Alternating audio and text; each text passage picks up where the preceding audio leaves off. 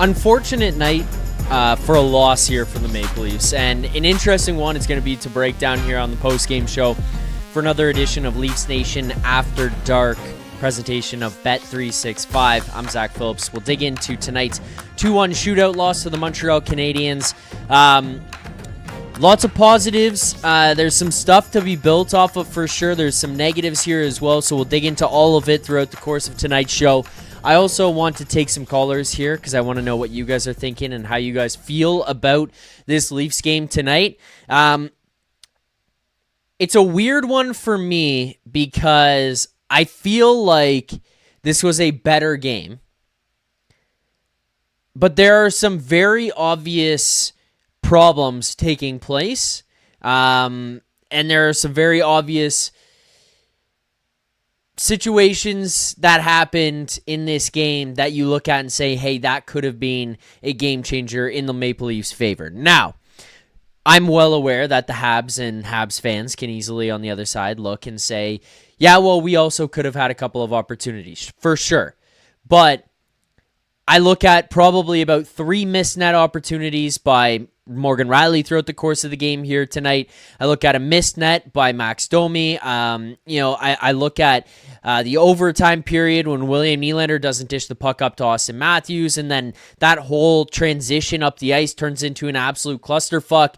But if you watch what they did in the first period, and then to a degree what happened in the third period, and mostly I would say towards the second half of that third period, that's when it kind of started to look like the Leafs team that we've seen over the last little while and look a little bit more proper. But the big issues come with the second period being an absolute disaster yet again.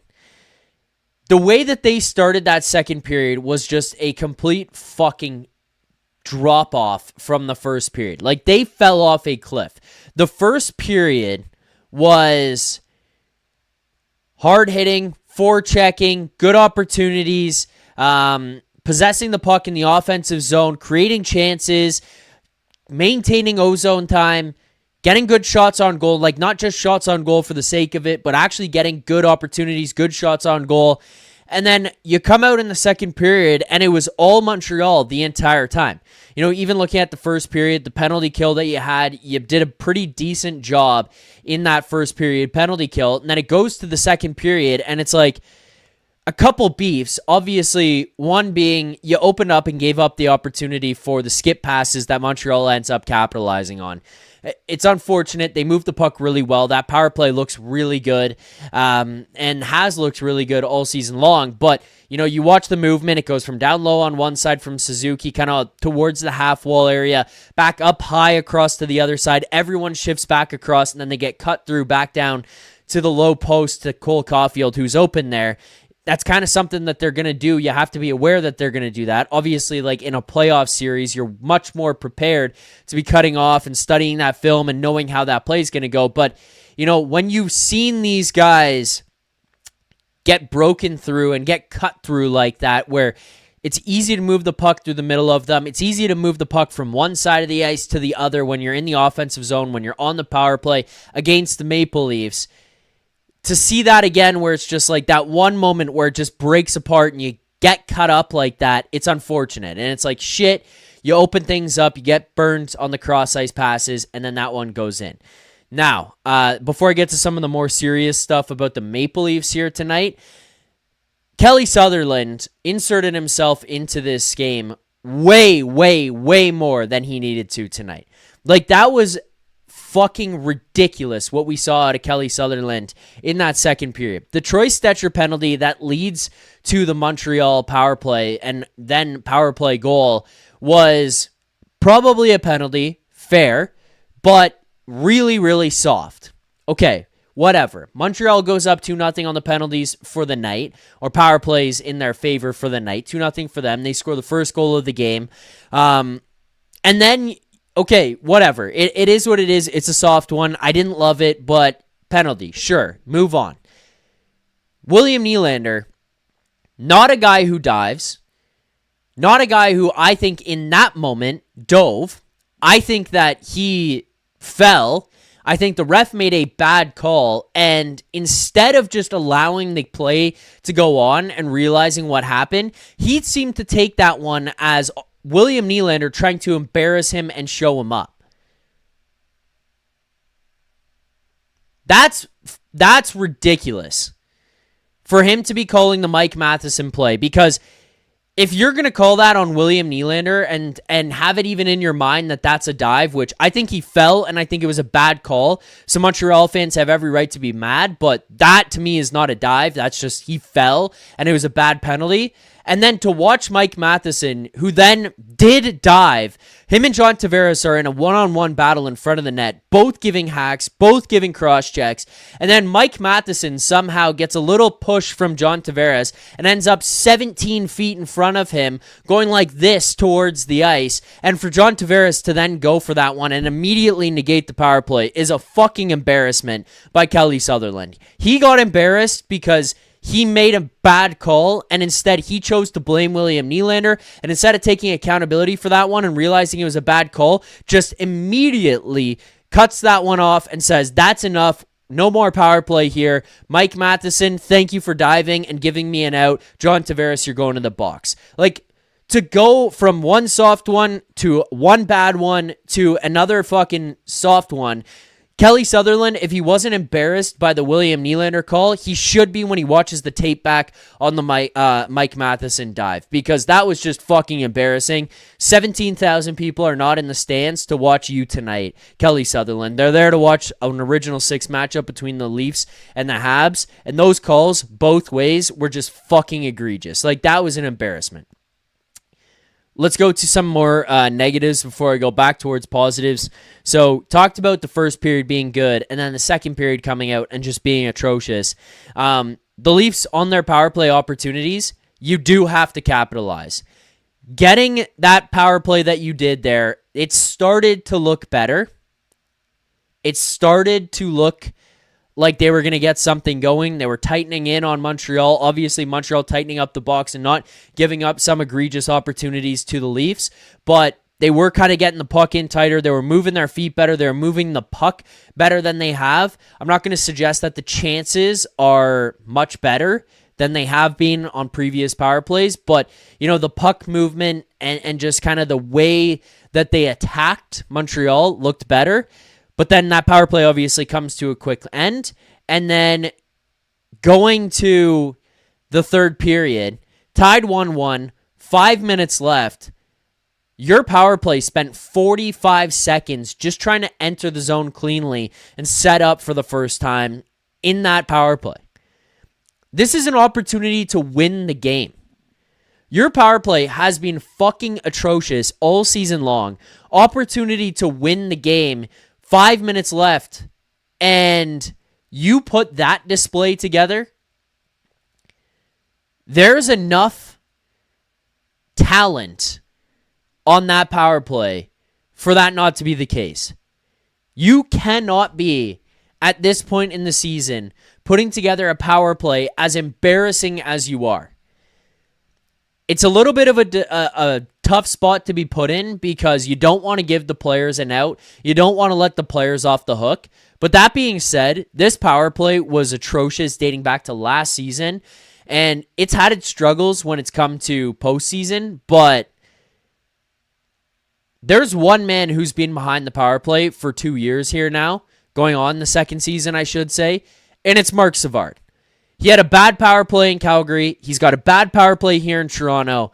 I'm not saying that putting a new guy in there automatically fixes it, but something's got to fucking change. You've changed the players. You've changed where everybody is on the ice. You know, Matthews is quarterbacking out at one point. Cowan was back there at one point.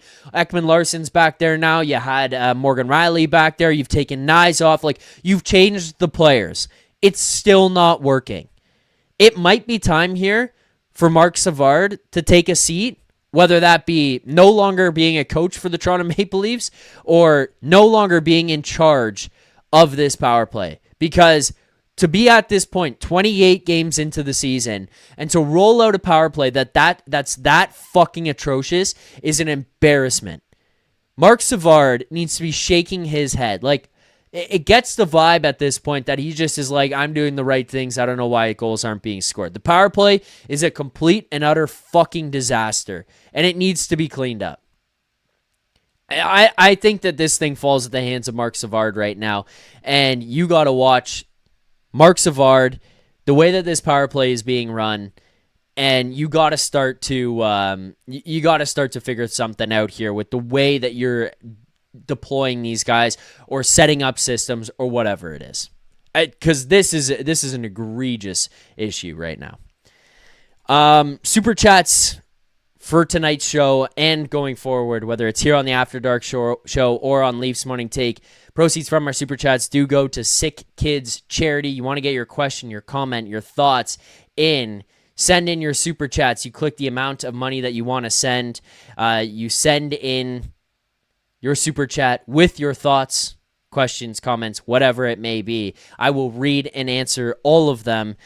So continue to send in those super chats. But the first super chat here, I'm curious to know why, because I think that I know who's sending this off. But Craig says, Craig_1392 super chat. Fans like Zach are why every NHL team fans hate us. Damn, Craig. Why is that? Because we're breaking down what happened. We're talking about the Leafs. Because we're getting pissed off about a shit power play coach who's been here for 2 years and has fucking sucked the entire time he's been here. Is that why? Go back to your cave, Craig. Thanks for the super chat, though. Proceeds from the super chats do go to Sick Kids Charity. Again, reminder, send in those super chats. We will read them. There are more here on the show. Maxentius Decimus also says, Leafs are afraid to touch small people like Caulfield. Scares them, so they shy away from every body check and just stand there waving their sticks. I don't think like physicality was the reason that they lost this one here tonight. And I see a lot of people in the chat saying, too old, too slow. I don't think that that's why this one happened here tonight. You watch the first period, you watch the second half of the third period. It's two different teams than what you saw in the second period. And then, from basically 2 minutes in where you had a couple of good chances in the third period to like the second half of the third period, it's just a complete and utter drop-off in play, in intensity, in attention to detail, giving up some decent opportunities, and you just saw it completely flip, where the Habs just took control of the game. Power plays, 5-on-5, it was all in favor of Montreal. Like, it was, Montreal was rolling downhill at that point, just tilting the ice in their favor, and the Leafs are just doing nothing positively to get out of it in that second period. It felt like it was going to start to flip the way that it did in the last time that you played the Habs, the last Saturday night, where it was like one goal happens for Montreal. That, mind you, that one happened in the first period, but one goal happens for Montreal, and all of a sudden it's like, all right, wave the white flag, we're out of here. They pile on another one, and then it goes into the third period, and it just gets out of hand. It's nuts. It's also like you come home from a road trip where you played pretty fucking awesome for... I would say the Columbus game was fine, and then you started with like the last three, really, because the Washington one wasn't great, but Pittsburgh on Saturday, Florida on Tuesday, and then Carolina on Thursday, playing this intense style of hockey, this super attentive, clean brand of hockey, and then just flipping it over to what you saw here tonight. It's like, okay, maybe it's just fatigue from the end of the road trip, perhaps, but like, there should be no excuses coming off of this. Montreal is dealing with the same schedule you are. Montreal is not like they are playing like cupcakes every single night coming into this. So you should be able to step up and play and find a way. And just to have it flip the way that it did in the second period, it just can't happen. Like, you cannot allow that to happen. I don't even... Some of the chat that's going on right now...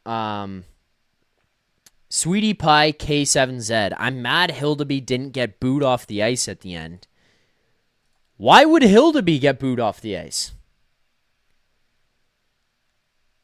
Like, in what world would Hildeby get booed off the ice?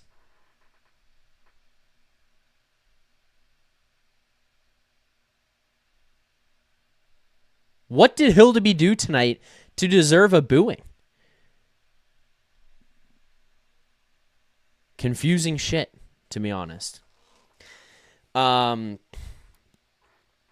Look, I see a lot of people right now in the chat bringing up Montreal's so much better. Montreal's so much better, so much younger, so much more skilled. I would say Montreal probably has more talent, but I think Montreal has a lot to learn. Similar to what the Leafs did in their first time through, first couple of times through when they had the young guys all coming through and finding their way. I don't think that's a ridiculous thing to say. And I don't think that watching the Habs here tonight or watching the Habs play for like the last 3 weeks would indicate that there's some type of fucking juggernaut that you shouldn't be able to beat. And I don't think watching this game here tonight was one that I felt like the Leafs got their shit kicked in. Like, the second period is a different story, but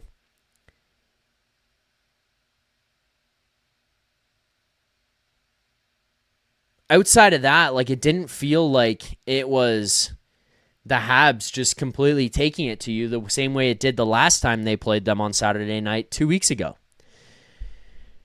Probably a fair point here. Calvin 6397 says they're not better, they're just faster, speedier, younger. We can play smarter than them. Yeah, I don't know. Like, watching this game, it just didn't feel like the Leafs were not on the same page as the Habs. And the 2 weeks ago, it felt like the Leafs were not on the same page as the Habs. Tonight, it didn't feel that way. Again, I mean, maybe I'm looking at it way too much, but it felt like it was really that second period that just completely swung this thing in the favor of the Montreal Canadiens. And the Leafs still found a way to get out of it. I mean, I also look at in this one, and I think it's fair to say,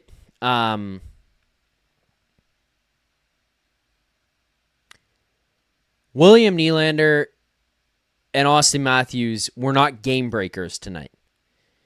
If either of those guys, in any sort of sense, are a game breaker, I think you have a much better chance at winning this game tonight. Like, you effectively had to battle through this one with those guys just being other guys. They were just bodies on the ice. They were talented bodies, but they were just bodies. Some weird decisions, some weird plays by them. I mean, I look at Auston Matthews here tonight in this one, and you're watching a guy who finishes the game with one shot on goal. You're paid $13.25 million. You're supposed to be the best scorer on the team, and just getting one shot on goal is not good enough. I watched all the opportunities that this team had and just pissed away by shooting it high and wide, high and wide, high and wide. There were plenty of opportunities for this team to take the lead and win this one, whether that goes back to the first period or after you tied things up, and you just didn't. I mean, the amount of times now that we have watched Auston Matthews get the puck at the top of the circles down and elect not to shoot it. You know, I think it was the Washington game. There was one that we looked at where he just turned and fired it looking to find Domi over on the other side, and it goes to nobody out of the zone. There was one here tonight that was pretty blatant where he gets that one just at the top of the circle, steps in, and 99.99 times out of 100 in years past, I mean, excluding last year, he's shooting that puck. And probably like 8 of the 10 times he's shooting it, it's going in. And that one he elects to just dish it off to the corner and make a backhand pass. Like, I can't understand the decisions not to shoot here. Even if he's not scoring, just not shooting is shocking right now from Auston Matthews. And this is where it's like I disagree. Like 6 1/3. Zach, give it a rest. Obviously not healthy, so is what it is. Fuck that. He makes $13 million. This is the second year in a row where he just can't score. This guy's supposed to be a generational scorer. He makes the most money on the team. He's wearing the C. Like, shut the fuck up about, why are we being hard on the guy? Why are we being hard on the guy? He's obviously not healthy. Get healthy then. Get healthy. Or find a way to go out and get something else or move the piece or something. Like, are you fucking kidding me? He makes $13 million. He is not the same player. Like, what are we talking about? Oh, be easy on the guy. Country club fucking mindset from fucking wankers like that in the chat talking about that shit. Oh, be easy on the guy. Oh, he's obviously injured. Then don't play.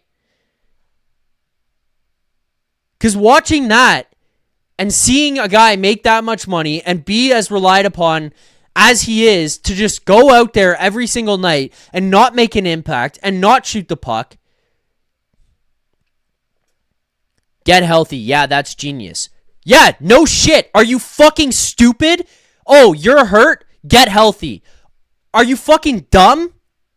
Yes, get fucking healthy. These guys need him to perform like a $13 million player, not a fucking $6 million player. Fucking pussy-ass mindset here in this city from some people sometimes. Fuck sakes. Grow the fuck up. Oh, leave him alone. Shut the fuck up. Fucking wankers. Yeah, that's genius. Are you fucking stupid? Like, seriously, are you fucking stupid? What do you mean get healthy is a fucking stupid take? Are you fucking dumb? Yeah, get healthy. Come back and be 100%. Don't be 90, 85%. Yes, get healthy. Like, fuck sakes.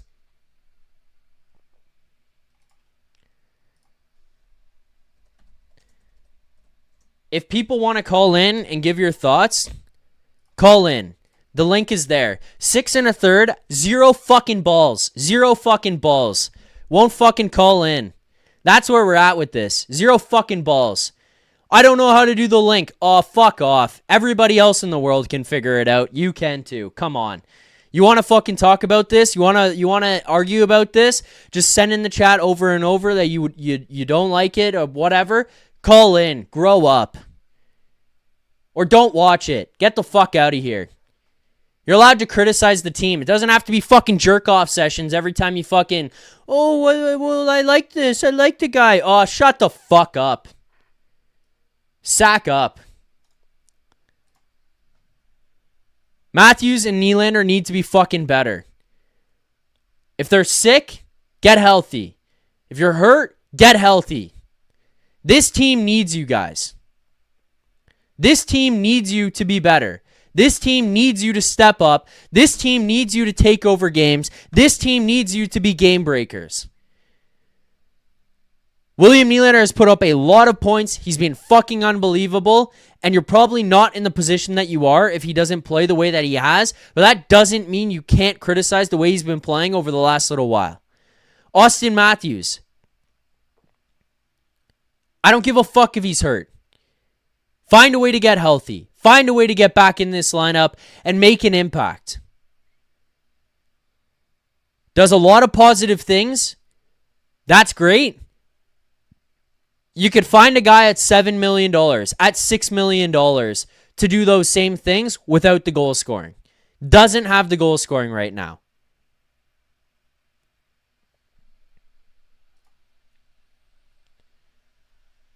A lot of soft shit in the chat tonight. A lot of soft shit. Let's get to our first caller here of the night. You know for sure that 6 1/3 won't call in. He just doesn't have the fucking guts to do it. Kind of like the guys he's defending sometimes, seems like. Let's get to our first caller of the night here. Let's welcome to the show Alex A. Alex, how you doing here tonight? I'm doing all right. I wish we won, but I'm doing all right. What about yourself? I'm not doing bad. I don't think that this was a terrible game. I think the second period was awful, and that's kind of where you started to lose it in this one. Like, it just falls off a cliff. And then it's unfortunate, too, because you had a great game from Hildeby. The Habs were only able to generate one goal, and you could just only imagine how things might have turned positively if you don't fall off a cliff like that in the second period. I mean, like, you throw that one away. It's 20 minutes of the game. And then even in the third period, I thought you started strong. It dipped off a little bit, and then you kind of came back towards the end of the third period. Other than that, I mean, like, I thought that this was a pretty solid game. It's just frustrating you don't string together a full 60, Alex. Yeah, I agree 100%. And I mean, I'm just gonna go based off of what you were just saying to 6 1/3. Like, honestly, I love Auston Matthews myself. We've talked about it on the show many times, but I am very frustrated with just, man, like, I agree with you. Just get healthy. Like, seeing the way he's like not shooting as much or at all, and it's really frustrating. Like he just wants to play for the Olympics. That's why he's playing. I think there's no question about it. He's playing so that he can play in the Olympics. I mean, I wonder if he plays in the Olympics, and honestly, after the Olympics, we hear that he has this injury, and like, not specific to what the injury is, and he's done for the year and he's not coming back till next season. It would not surprise me in the slightest. And I think this should have been something that was revised in the summer. They should have said, man, if you have this injury that's bothering you and you need 8 months, take the 8 months off, man. Like, I don't know what this is. Like, what do we have? 3 more years of him or something like that? Like, at this point, like, you're making that money. We need to try and get at least close to your value. Right now, you are playing nowhere near that value for what you're making. You're playing fine in your own zone, sure, but you don't look like yourself. Like, I'm not paying you to be Deneau at all. So it's frustrating. Yeah, I mean, I just don't understand. Like, if you're hurt, then take a step back and go, like, rest or figure out whatever the fuck it is that needs to be done here, because, like, we're watching a guy who was one of the greatest scorers in the league and was, like, on pace to be the only guy who could potentially pass Alex Ovechkin, to all of a sudden coming back one year, scoring 35 goals, and now we're in a season here again where it's like the guy just can't score. You know, he does all these other things really well. Like, I'm not taking that away from him, and I'm not trying to jump on the guy and attack him here tonight. More so the emotion or whatever, like the getting built up on this is just coming from this pussy in the chat, 6 1/3, who's just going on and on and on about the fact that, oh, what are you talking about? That's genius. Get him healthy. Yeah, well, if he's playing this way and he can't figure it out and he's not healthy, then go get healthy, because, like, they need you to score. Like, they need you to step up and be an offensive force. They need you to be dominant. Like, that is what they need from you, because unfortunately, they can find other guys who do what he's doing in the other areas of the ice for far less money. And it's not to say you don't want an Auston Matthews on your team, but having him come in at $13 million and being the captain, being the guy who's going to lead, it's like, that just does not work.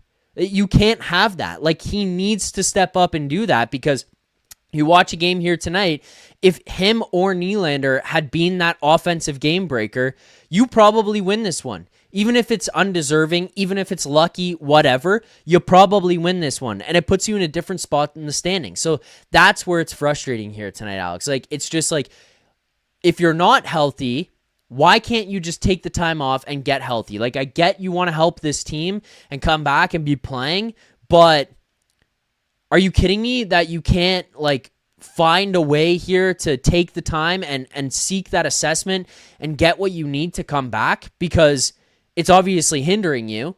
And if not, if there's no solution to this, if there's no way that you get healthy, if you can't get over this, if you can't overcome this, and it's just something that hinders you forever, or if it's not a health issue and you are just dipped off and you can't score like that anymore, this team needs to find other options. Like, that's the reality. Like, you need to go and find other options because you can't pay $13 million for Phil Deneau. You just can't. Yeah, no, I agree. And like same thing with like Nylander too. Like sure, we talked about how great he's been offensively this year, and I couldn't agree anymore. But now he's sick or whatever the hell is going on. Like, dude, just let the guy rest. Like, I mean, I can't say he hasn't done what he needed to do for the games he's played up until like I'd say like the last week and a half maybe or whatnot. So like let the guy rest, try and get him, some mojo, let him relax a bit, maybe call up Quillen, like just get some guys to play, and you never know. Sometimes they get to spark like we talked about before, and just let the guys rest that need it, because like I don't really know. Like it's pissing me off because I feel like our team's just soft as baby crap, and it's just annoying to watch. Like I don't know, like I look at Florida as an example. Right now they are down a bunch of players, and obviously they're not like crazy in the standings or anything, but like they're giving Matthew Tkachuk the time he needs off. They're giving Barkov, obviously Barkov's situation is a little bit different with this injury, but like they are not going to rush those guys back. I can guarantee it, because they're not stupid. Our doctors and stuff, I've got absolutely no idea who's managing that back there, because clearly they don't know what the hell they're talking about. Like we were saying the other night, like this guy Carlos under the knife from what we know now, and meanwhile it's supposed to be like a day-to-day thing. So like how that happens is something I just genuinely do not understand. And sure, you want to protect the players and all that, but like what? Like I don't understand what's going on. Like there's something in the management that I think needs to be figured out. And I'm not even talking probably the GM or anything, even that standpoint. I'm talking something else in the organization. Like it's kind of pissing me off. So these last few years, like Matthews in Germany, when we hear it's week to week, like that is just. Yeah. It's ridiculous. So, and then Stolarz is another one. I didn't even bring up Stolarz. This guy was supposed to be day to day. It's been over a month now, and he hasn't skated. Like, where is this guy? That guy could be in Australia right now for all we know. Like, what is going on? It's just frustrating as hell. Like, and I'm getting actually riled up here, and I don't usually get pissed off like this, but dude, it's like, come on, let's figure this out, man. Like, sure, you don't want to be transparent to the degree of what the injury is, but man, at least be honest, or just be like, we're not sure. It's probably week to week minimum, and then updates saying, oh, now it's probably another few weeks. Like their updates are terrible, and that's not Berube's fault at all. No, and I mean it was reported the other day that this is coming from Tree Living. That's where it's starting. It's not Berube who's the problem here with the information to the public or whatever. So that's unfortunate. But yeah, I mean like. We saw November 13th was the announcement that Anthony Stolarz was day-to-day. And here we are December 6th. He's not skating. And then now you're looking at Joseph Woll, who was also announced as day-to-day and saying a week. It's not that bad, hopefully. Who knows? Like this could be a week, it could be a month, it could be 2 months. Who the fuck knows? And again, it's not like I need to know what the guy ate for dinner. Like that's not what I care about. It's more just like it seems like there's so much secrecy. There's so much hidden shit that's going on with these guys. It makes it tough as a fan to follow along. It makes it frustrating. It makes it confusing. Like it just doesn't make sense. And this whole Matthews thing is hard for people too, because on one side of the coin, it's like, okay, maybe he's injured. In which case, if he is injured, then you could like. The fan base probably feels a little bit more at ease because you look at it and you're like, all right, yeah, you know what? We've got a guy who's injured. That's clearly why this isn't working. That's clearly why he's not playing this way, but credit to him that for sticking this out and playing. Then there's also the people saying, well, he's not injured. He's just a pussy and can't play and can't score anymore. And then the next part of it is also looking at these guys and Matthews in particular and wondering, okay, why are you playing? Like, is this a fixable issue? Why are you playing? Because something is wrong. Like, something is wrong. And again, tonight is a game where you look at it and it's like, something is off with this guy. Like, I watch the defensive commitment. I watch the blocking shots. I watch him in his own zone. All that stuff is great. He deserves all of that praise, but like he can't score goals. He cannot score goals. So how did we get to this point? What is happening? That's what's frustrating as a fan, to be honest. Yeah, exactly. I want to ask you. So, talking about Matthews, and I'm going to stay on topic of this guy right now. So, do you think if the Leafs were in a playoff position or doing a lot better right now, let's just hypothetical, if they were doing better, like they were first in division, okay, do you think Matthews would have already been back, or do you think they would have held him out longer? From what we're just assuming here, from how it looks. And I think he was injured before this. Don't get me wrong. I don't think he's been 100%, but do you think they would have maybe held him out longer? What do you think? I don't know. Like, this is where this is like, I don't understand, because if it gets the feeling that it gets the vibe that there's part of me that just believes that whatever's going on with him is not something that's ever going to be solved. And this is just the new reality of who he is. So that he might just be hurt, and they're just playing him anyways. Like, he might actually be at 100% of what his future is, if that makes sense. Yeah, if that's the case, that's quite sad. I mean, I'm not blaming the guy if that's the case, but he came back at the beginning of the year saying how healthy he is. Like, he clearly doesn't look like himself. Like you just mentioned, he's not been a terrible player or anything. It's not he's unplayable. That's not what it is. It's just he's not the $13 million guy. That's where the issue is. So yeah. I agree on that 100%, which is just really frustrating. And like, I think we'll never know. We'll never know anything about it. The other thing that I'll throw out as well is, like, I saw a lot of people that say this is a Berube problem. It's the way that he's playing Matthews. It's the opportunities that he's giving him, or the lack thereof or whatever. Look, that may be true to an extent, but I mean, I'll tell you this. There's no way that whatever Berube is saying or telling them or preaching to them is impacting him once he gets over the blue line.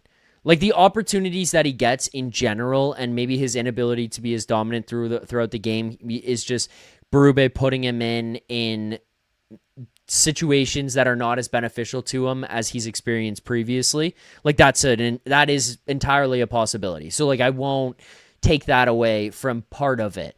But the part that's undeniable is when he gets into the offensive zone, he's just not as dominant. And I don't care what you say about Berube and his system, what he's asking of these guys. William Nylander is able to do it offensively. So why is Auston Matthews not able to do it? Like, where is the disconnect there? That one guy can figure it out, one guy can play that way, and then the other guy who goes out there and is this super high-skilled player just can't figure that out as well. So I will give some credit to, like, maybe he's being played in some of the wrong positions or whatever, but it cannot and should not be hitting you guys,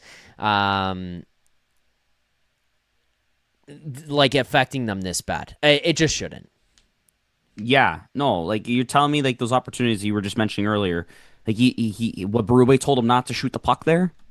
Like, it's just, like, I don't think Matthews is going to sit there, and let's just throw a theoretical here. Like, would he sit there if Berube told him, oh, you're not going to shoot the puck there? You don't think he'd take the shot if he felt like he could do it? I think Matthews would, or well, I'd sure hope he would if he's wearing the captaincy. If not, then we clearly got another issue within the organization and on that team. But I don't think that's the case. I think, like I said with you, I think he's just something's probably chronic. That's what I've been saying for a while. But yeah, I don't think we're ever going to know. It's unfortunate. It's very, very unfortunate. Alex, you got anything else about this game here tonight? Two things. One, Hildeby. What a beast. Other than the shootout, which, whatever, I'm not going to really harp on him for that. It is what it is. It's a shootout. We're doing skill games there, which is stupid. Don't even get me started with that. Yeah. Well, I mean, look, I will say the only one that I think was, like, tough is the Cole Caulfield goal, because it's a right-handed shot going on the far side top corner. I understand the approach he comes in at, and I'm not taking anything away from Caulfield or necessarily trying to blame Hildeby for that goal or shit on him for that goal. It's a good shot, but that's the only one that I could probably even look at. Again, I'm not a goalie. I'm not a goalie coach. Like, I don't know those ins and outs like that, but that's probably the one that I say, shit, okay. The one that Texier scored was just a disgusting shot. Disgusting move, sorry. He goes forehand, backhand, one hand pokes it in through the 5-hole. I mean, it's an amazing play. Beats Hildeby on that one. Like, I'm not gonna throw my hands in the air and say what the fuck is going on that one. It's a great move, great play, tough, but yeah, I'm not blaming Hildeby there. Yeah, the one other thing I was going to say, but I agree with you 100%, is Scotty Lawton. He is coming around, and even if he didn't score tonight, I thought he had a solid game. And he's the last number of games here, he's been effective and noticeable, and I think it's just a positive. And a lot of people now that we're seeing hating on Scott Lawton so much on Twitter, because I love going on Twitter to read what some clowns say. They were harping on him, whatever, all this. And now the tweets I was seeing tonight was, extend this guy, extension coming soon. So, like, I just think it's hilarious because of the amount of people that hated on him, which, whatever, fair. I didn't think his game was very, very effective before, like, he was being that good. But obviously, he had the injuries and all that. But, and I will admit that, but giving up on the player that quick, but sitting there those are the same people that were sitting there for years believing in Justin Hall. And they're sitting there saying, oh, Scott Lawton, which, not taking anything away from him. I thought he played great and thought the goal was, I don't know, he just said, screw it, screw this fancy stuff. I'm just putting this thing in the back of the net. He's like, I'm just putting some power and just, like, I just love that. Like, I don't know, like, that's just something I know he likes to do, but just love to see it and loved him just to have the determination, especially on the PK. Mm-hmm. Oh, that was great. But yeah, that's really the important things I wanted to talk about. Yeah, fair. And look, to the Lawton point, I think Lawton has been great since he came back. I think that he has really impacted these guys with, the intensity that they bring, the commitment to details, all of that. I think Scott Lawton has been really, really good. Now you're looking at him scoring in 3 consecutive games. Whether you want to attribute that to luck or not, I don't really care. It's pucks in the back of the net. And that one here tonight, I mean, you start with the one against the Panthers. That's one that you had to battle for. He works his ass off to get to the front of the net. Nick Robertson puts the puck in front there, and he buries. And then you watch the one that he scores on against Carolina. That one, sure, it's pure luck, but this one here tonight was just fucking awesome. Seeing him step up and absolutely rip that one past Dobeš.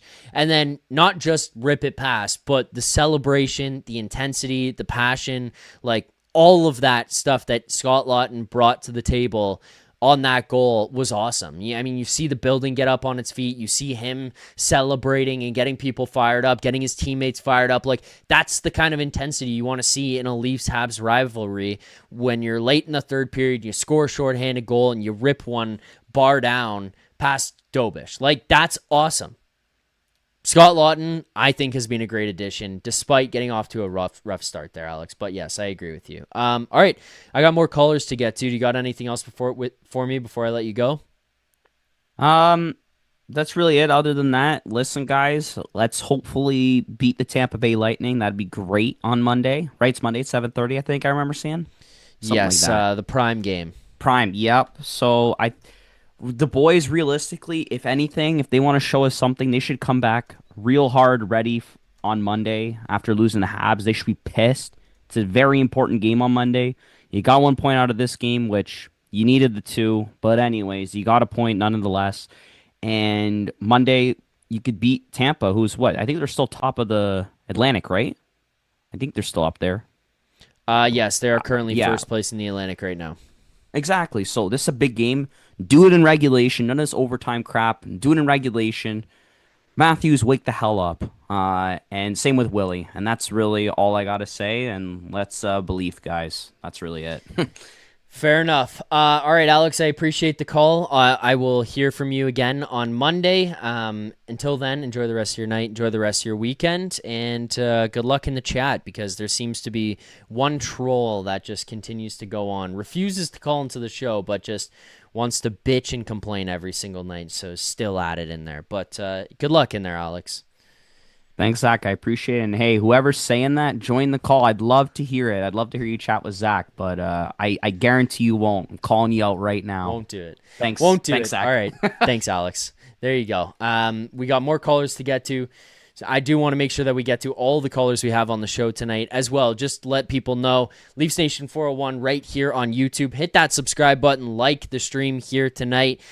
Every set of 50 likes, 50, 100, 150, 200. We do the smelling salts here on the post-game show as well. We're trying to get to 20,000 subscribers by Christmas. So we've got just under 20 days remaining until we get that 20,000, or to get to that 20,000 subscriber mark. So keep hitting that subscribe button if you haven't already as well. Send this to your friends, share this around with people. Just go and get this out there.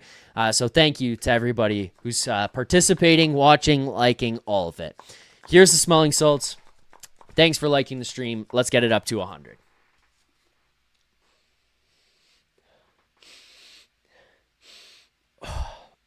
There you go. All right. Continue on with the guests here tonight. We've got more callers to get to on the post-game show as well. We're working our way up past 50 to 100 likes on the stream here tonight, so continue that. But with that, let's get to our next caller here on the stream, somebody called in the other day. Mando, how you doing here tonight? Hey, Zach. Thanks for having me. I'm doing good. How about yourself? Not too bad. I wish this was a win. Getting 1 point here tonight is fine, but I wish that this was a win for this Leafs team. You know, it just feels like they kind of pissed away that second period, and then after that, they're fighting an uphill battle. Montreal's a team that could find a way to close it out. They do have a lot of skill, a lot of speed.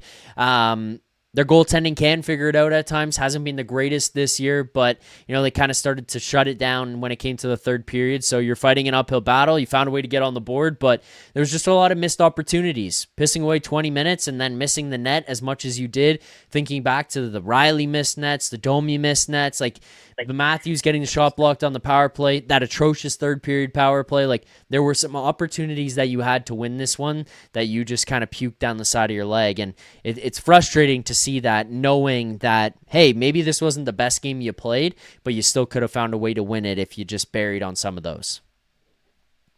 Yeah, absolutely. And then, getting back to the topic of Matthews and Nylander, so there was a chance to end the game by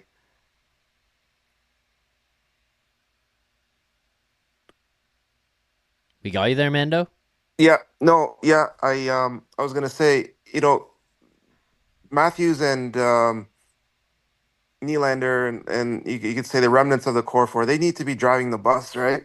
I mean, Joshua can't win you the game every night. He didn't come here to do that, and he had the chance, right? Late in the third, and he shot the puck into the goalie's face mask. So there was a chance, but Joshua is not gonna be like he did his job in the last three games. It's just he's not gonna be there every night. But the point is Matthews, Nylander, even Tavares, right? I mean, we didn't talk about Tavares. I think his game is kind of dropped off. I think he was a bit frustrated this game. So those guys have to come through. And like you said, we only needed one goal from these guys, and then they didn't come through. And I'll be brutally honest, like if this team's gonna have playoff aspirations, these guys have to drive the bus, Matthews Yep. and Nylander. And I 100% agree with you, Zach. Like if he's hurt, just shut it down. Maybe you call it a year and try again next year. Because if Matthews isn't playing the right way or isn't playing to the potential, this team has no chance. Let's just be brutally honest, right? We're all Leaf fans, Yeah. but that's the situation. Yeah, and the other thing that I would say here too, to the point, is like if you sit Auston Matthews and the team goes in the tank, are you not kind of just confirming some stuff here anyways? You know what I mean? In one way or another. Like, if you have to be playing this guy every single night and dragging him out there to get on the ice to have an opportunity, like, are you going to have any type of success when it comes to the playoffs? Like, are you going to be a team that can get over the hump if you're just relying on this one guy to be able to get you into that playoff spot? And I'm not saying that, like, taking him out, this team should be able to just continue to roll. It's more just like, what's the point here if you're just going to beat this guy down to the ground who's already struggling physically, if that's the situation that we're in? It just feels very confusing. Now, mind you, again, giving him some leeway to say, yeah, maybe Craig Berube isn't utilizing him properly, but you're watching a guy who has one power play goal all season. Like, that shouldn't be the case. So it's got to come down to a little bit of maybe coaching and usage, as well as health, or the fact that maybe he's just not the same player. Like, how do you not allow this guy to sit out and find a way to get healthy here, whatever it is that he's got to do to get himself back to health? I just don't understand at this point, because we're watching a guy who seems to be very much not the same player out there, and it's something that is hurting this team right now, or will hurt the team, I should say, in the long run, because, you know, you look at some of these little games, individual games, little opportunities that come up. This is a game tonight. If he steps up and takes over offensively, they win this one. Not the case. Walk away with only 1 point instead of 2 against the Habs tonight. That's what's frustrating. Yeah, no, absolutely. And you know, it's just you're waiting for it. It's like, okay, here we go. He's gonna, and it's not coming. And it's like there's something off. Like everybody, it's the elephant in the room. But I think I want to switch topics a little bit, because we've kind of beaten that horse a lot, Yeah. Matthews. But I want to talk about some positives. So Hildeby, so this is really good for the Leafs. Hildeby being a legit For sure. alternative. So this could carry. I mean, if Hildeby plays this way, they're gonna win some games. That's my feeling. They're gonna win some games, and maybe quite a few games, hopefully, until Woll and Stolarz comes back. But that's a really good silver lining. That's what I get out of this. Hildeby now is a legit NHL goalie, and the other positive was, Cowan. So with Michelli being not good, I think that gave Cowan this opportunity. So otherwise, Cowan would have been in the AHL, right? And the NHL is not a development league. It's a league that you need to win. So Berube puts him in because he knows, or he assesses, that Cowan is going to help them win more than Michelli is.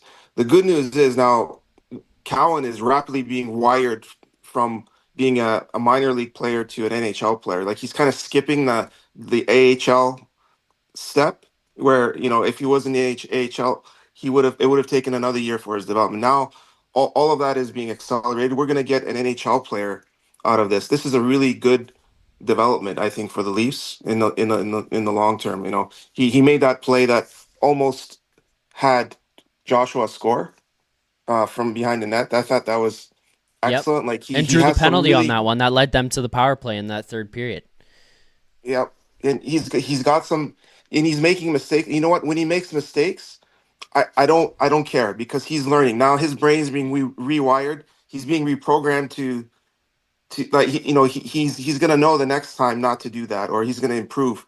So I don't mind him making mistakes. Not as much Mhm. as some of the veteran players Yep. make mistakes. So those are the good things out of this game. And like I said, I just hope, again, that we talked about this before. Nylander, you had mentioned maybe he's sick, but you know what? I mean, same thing. If you're sick, don't play. I mean, it just, I don't see Nylander. I don't see his dominance. Um, how many shots did he have? I don't know. Probably very few, similar to Matthews. So Yeah. this has got to be resolved. I mean, these guys have to start driving the bus pretty soon. Yeah. I mean, Nylander had 4 shots on goal here tonight, but looking at Matthews, 1 shot on goal from that guy, it's just not enough. Like, you cannot have that. He's got to be way more involved in a game like this, and he plays 22 minutes and 52 seconds. That's most among all forwards.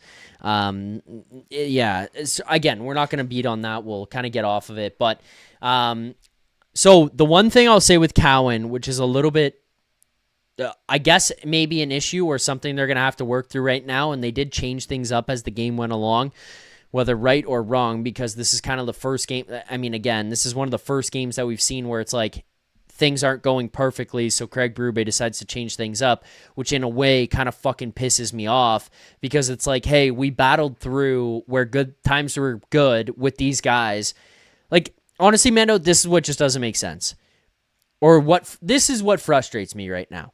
Watching these guys play well, so Craig Berube rolls them out there as the same lines, keep them intact, shift after shift, period after period, game after game. And you have success and you win 3 in a row. There's no breaking anybody up. There's no moving anybody apart. There's no changing anything. And then you're partway through this one. Cowan's not having the greatest night here tonight himself. Like, again, not hurting the team, but just not having the best night. You could tell he's fighting the puck a little bit. And immediately the decision is made by Craig Berube to take him off the line. Now, Cowan did do some good things in the third period, as you mentioned, the play that he made to Dakota Joshua to try to get him open in front, and he gets sent to the he draws a penalty, the guy gets sent to the box, you're going to the power play. But to me, it's a little bit frustrating on one hand to have Bobby McMann now be the guy to jump up to that second line and play with Tavares and Nylander, when it's like, wow, we're having our first flash of something going poorly, get this guy out and change him. And then the other thing is, like, you're moving Bobby McMann up. You're now breaking apart the third line that you had that was going well, where you were putting Waugh, Joshua, and McMann together, and you were seeing some production out of them. Like, you were seeing some returns. So you've now broken them up. And then when you go to the fourth line, there's a guy there in Nick Robertson who played really well early in the season, who could play on your second line left wing. And to add on to that, Mando, you're looking at Easton Cowan, who found tremendous chemistry with Scott Laughton and Steven Lorentz in the preseason.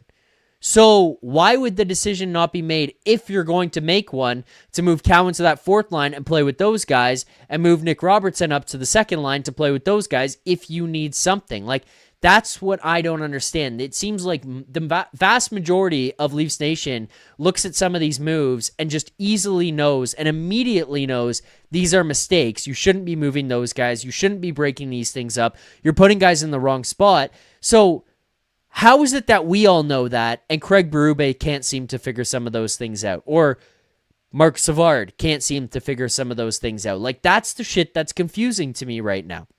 You moving Cowan off and breaking it up at the first sign of things going poorly, and now we're back in the blender, and now nobody can find offense. What is the point? Like, what is the point, genuinely? Like, if you go through 2 games where it doesn't work, sure. Then, okay, yeah, now let's maybe start to tinker something, because we've played them for 6 games. 2 of the last games haven't worked. Let's make something different here. Let's change something up. But why is it while the game's going on, automatically, hey, you're not having the best night, boom, immediate blender where everything is changing? Makes no fucking sense to me from that standpoint. Yeah, and this game was sort of a stalemate. I mean, defensively, the Leafs were fine. Even in the second period, they were getting caved in, but more or less, they were getting shots from the outside. The Habs weren't getting into the slots. They were, the goal, the chances. There was a couple really grade A chances that Hildeby was great at, but for the most part, it was a stalemate. It wasn't like everybody was sucking and you needed to make changes. I mean, I agree. Like, let them play. I mean, defensively, the team was doing fine. The score is testament to that, right? I mean, the score is only 1-0. Yeah, I mean, a lot of it, I will say, was Hildeby, especially in that second period. I thought that he was pretty unreal. I mean, again, it's not that this means everything, but looking at the expected goals on Evolving Hockey, 3.72 expected goals for the Montreal Canadiens, 1.94 for the Toronto Maple Leafs, and then, Money Puck, each of them has their own, but 3.52 for Montreal and 1.87. And again, just to go back to the point as well, the Leafs were leading in expected goals after the first period. Now, again, yes, I get it. Expected goals is not everything, but they were carrying play. They were doing really well when it came to putting on pressure, possessing pucks in the O-zone, and then they came out for the second period, and it just automatically flipped and went Montreal's way. You look at that second period, it finished. So the first period finishes with the Leafs up 0.81 to 0.27, and then it finishes after the second period with 3.05 for the Habs and 1.08 for the Maple Leafs. Like, the Leafs generated 0.2 in the second period, and the Habs effectively generated 3 expected goals. So even looking from then to the end of the third period, like, the Leafs tightened things up again, to your point. It's just very frustrating to look at that second period and be like, why the fuck do you do this to yourselves? Why do you put yourselves behind the 8 ball? Because if you maintain the momentum that you had from the first into the second period, you're probably walking away with a win here tonight. Like, you're probably finding a way for one to get through. Instead, you faced an onslaught. Dennis Hildeby had to play great, and that's kind of what gets you out of it. Then you get to the third period and it figures it out. It's very frustrating. I agree. Yep. I think that the key was the second period needed to be better, and they just needed to generate more, and they didn't do that. Lost opportunity. One shot, either like you said, from it could have been from Domi, it could have been from Rielly, it could have been from Joshua. Right? We would have been talking a different story here. Right? We would have won, and we would have then said, yeah, we defensively we did our job. Hildeby was good, but again, those core guys, they need to drive the bus, and this was the game that one of them could have put it away. I 100% agree. Yeah. All right, Mando. Anything else Thanks. for me here? I got more people on the line Yeah. right now. Nope. Everything's cool. Thanks for having me. Talk to you later. All right, there you go. Mando on the line. Thanks to Mando for calling in here. We're just going to rattle through these. Let's get to the next one. Our guy, Maxentius Decimus on the line. Max, how you doing here tonight? Max? Maxentius Decimus, do I have you? Yes. Here. There we go. Yep, got you. There we go. I tested out the talking to other people when you can't hear them, and it works, but I forgot to turn it back on. Okay, that's good to know. Fair enough. Yeah, just to let you know. Yep, thank you. I'm feeling pretty good. We got a point. Kind of disappointed though that we just lacked physicality tonight. Yeah, I mean, to be honest, it didn't feel like a we got bullied game. I mean, I'm looking at the hits on the box score on ESPN. Leafs had 28 hits. The Habs had 21. So I don't necessarily feel like this was like a got bullied type of game. But what I will say and give my own like agreement on it in a way is I kind of felt like the way that the game went down the last one 2 weeks ago, you'd expect the Leafs to come out a little bit more gung-ho, and that wasn't there, so that was surprising to a bit, to a degree, but I don't think that this was like a where the hell is the physicality kind of game for me personally. And for me personally, for the first part of the season, I don't really watch all the teams, but I've been starting to watch more teams, and 2 games that I could think of. I was watching the Anaheim Ducks against the Washington Capitals, and man, was that a great game. Like, Trouba destroys their rookie, then the Washington Capitals come back and they start hammering everybody. It's back and forth and all that stuff. And it's like, where is that in the Leafs? They don't have it. They just they're scared to touch players. They stand there away from them. They skate up to them, then they back away 2 feet, and they're like, "Oh wait, I can't get too close to you." And then they wave their stick at them, and it's like, "Why don't you go hit them in the boards?" Because that's what the Florida Panthers do, especially on our penalty kill. And our penalty kill pissed me off so much because it's the terrible penalty kill that gets us scored on every single time. Well, you watch the Florida Panthers, they should just play the Florida Panthers penalty kill videos in front of the team and say, do that. Do exactly that, because they pressure them. They pressure them nonstop, and they don't give them time to think or anything. And the Leafs just sit there and they stand there and they wave their stick back and forth, look around like, you got him? No, I don't know. Maybe you got him. I don't know. Maybe you got him. And then they just pass the puck around and they fucking score on you. Pardon my language. You're good, man. You're good. Yeah, no, I get what you're saying. And sometimes that stuff is infuriating to me as well. Like, there are some very obvious times that you watch that, you know, back in the day, it ends up on a Don Cherry,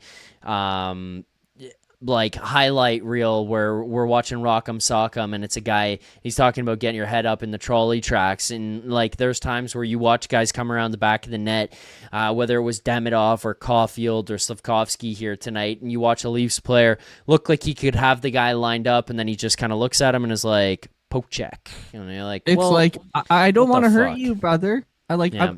whoops, sorry. I almost hurt you there. I almost hit you. Sorry. I just got to get out of your way there and let you skate around me. Sorry. Keep going. You know, it's just frustrating because it's more frustrating to me too, because it felt like the way that they played in the first period and the intensity they played with in the first period just completely disappeared into the second. And it doesn't have to be like killing guys like you would like that, but it just left their game.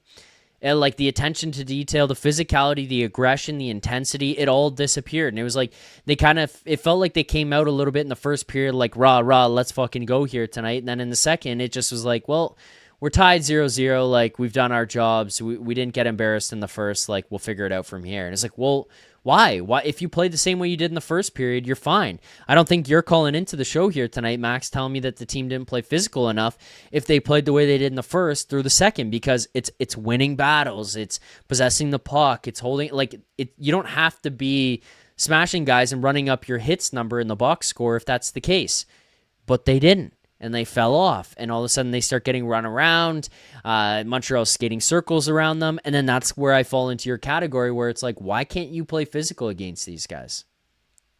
Yeah, you pretty much just summed it up perfectly. How I thought watching that game, you summed it up perfectly right there. Where the first period, I was like, you know what?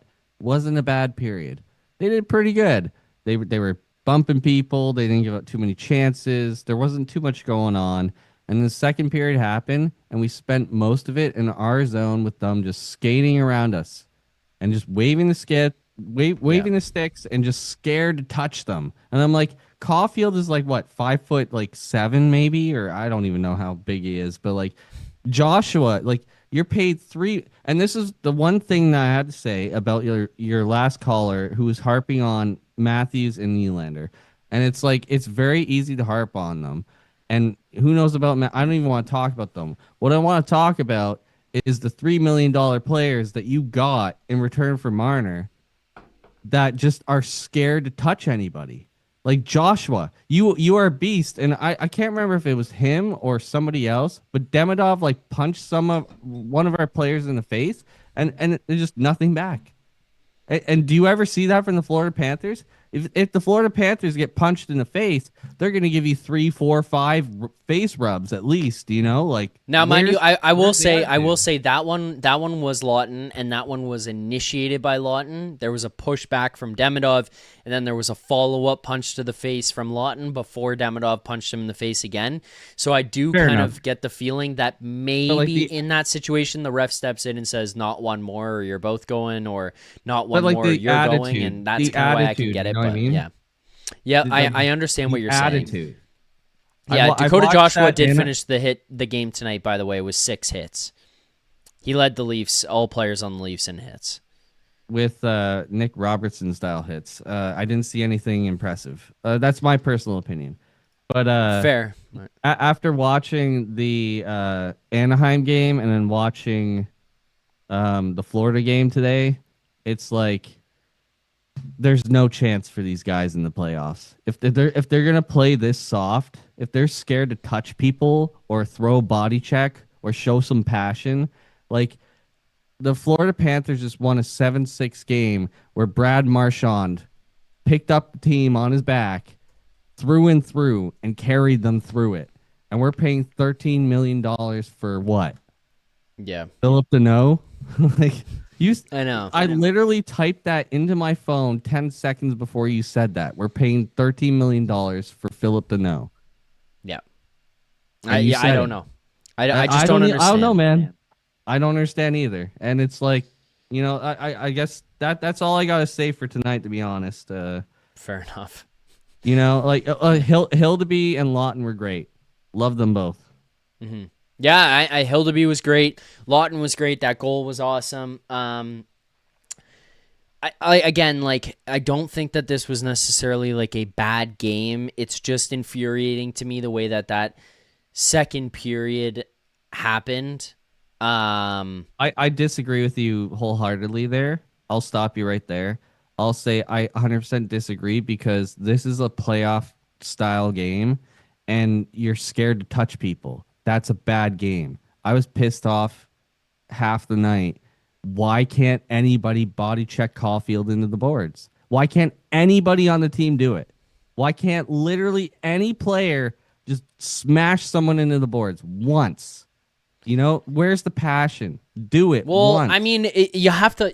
It's also you have to get the guy in a spot to do that, and Cole Caulfield is not a guy who really leaves himself in those positions very often. So, like, you have to take advantage of the situation if it's there. But, like, I mean, I just don't think it was necessarily like they chose not to hit Cole Caulfield tonight. Like, they did. I don't think that this is one of those games that was like, where was the physicality? I thought they might have come out a little bit more rah to get going, but I don't think that this was a choose not to hit guys game the same way we've seen it before. Like, this just didn't feel that way to me. They battled. I thought that they worked hard until the second period, and then the second period was a complete and utter fucking nightmare.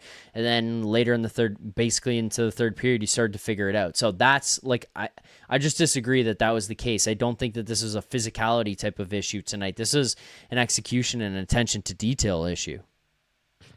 And I think I 100% disagree with you. Like, fair. 10 toes down, I disagree with you. I think it was 100% physicality. They're a faster team. They're smaller. They're skilled. You're big. You're slower. Hit them. That's your strength. Your strength is you hit them. You slow them down. And it doesn't have to be smashing everyone in the boards all times. It maybe, like, you know, when you're going and they're dumping the puck into your zone, you finish your check. And I look at Waugh, and he just turns away, skates away, doesn't finish his check on the guy on the boards. And they do that every single time. And it's like, well, then they're going to beat you because they're the fast, skilled team, and you're not slowing them down with your physicality and your size. Like, so I 100% disagree, but, like, you know, that's just the way it is. And I'll move on to the next caller because I'm curious about what the next caller has to say because I was talking to him in the chat a little bit. Okay, fair enough. Yeah, I mean, again, like, that stuff helps. I don't disagree with you necessarily, Max, that stuff helps in these games, but to me, it's not the problem. Like, it's not the problem with this one here tonight. Like, it would have been great to have this team dummy the Habs, bully them all over the ice. I think we just have to understand and expect that that's never going to be the case. I mean, I look at the way that they bully them. You're going to hit them once or twice, maybe. But I think that the way that they played against Carolina, if they copy that over into this game here tonight, like, that's fine. And I thought they did that in the first period. So that's where I disagree. Like, that's where we split is, like, I would rather have the game against Carolina than I'm not asking them to go out here and just beat the wheels off of the Montreal Carolina Canadiens. is not the Habs. Carolina is a hard, medium-sized, hard-working team that dumps and chases. The Habs are small, skilled players who like to skate around you in circles, and it's like you got to stop them. I mean, like I just say like watch the Panthers. But you're asking for guys to kill. You want them to kill guys tonight. I mean, like they I finished do with more because hits than the Montreal Canadiens tonight. They hit guys here tonight. They did play a physical brand. Like I don't think this No, was a they did soft not. game. Like I disagree a with that. This soft is a game. soft game. They were in It is every a scrum soft after. game. They were in there going after guys. They were in front of Dobeš Just every watch the- time after the whistle. Like I disagree Watch that the this is a Panthers. soft game. Watch Okay, the yeah, but you're Panthers. asking them to be the Florida Panthers. That's one team that does that, Max. Like I understand Watch what the you're Anaheim saying, Ducks. but Do you see that Trouba hit? That was beautiful. yeah, you're talking That about Trouba one hit guy was that killed. beautiful. Yes, again, but Max, you're talking about you just want them to kill guys. That's all you're asking for. Like No, that's not what I'm saying. I'm just using it as an example. but What I'm saying is finish your checks. When the guy's dumping the puck in, finish your check. Don't just skate away from him. Like there's one specific example in like the second period, I think, where Waugh is skating at a guy and he's like the defenseman is going to cross the blue line the red line and shoot it in, and he just doesn't hit him. And then when I watch other teams like Anaheim or even Colorado or the Panthers or Tampa, they finish that check. Like that's a basic of hockey. It's a physical game. Finish your check. Just bump them into the boards. Do something. And that's where I got really annoyed tonight, is that they just are scared to hit the Montreal Canadiens, apparently. That's my opinion. Okay. I disagree with you, and I don't think that's why they lost. I mean, yeah, sure, hitting more would have been great in this game, but again, like I think chasing around gets you into a whole other world of problems, and I just don't.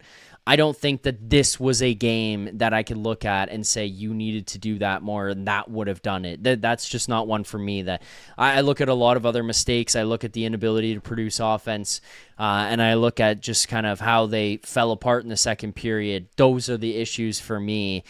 It's not the checking. I mean, if you put together a better second period, if your power play isn't the worst fucking power play to ever hit the ice, you're winning this game tonight. Fair enough. Fair enough. That's my problem is like at the end of this one, you're going to look and people are going to look at the deserve to win meter and people are going to look at the expected goals and that stuff's all fair.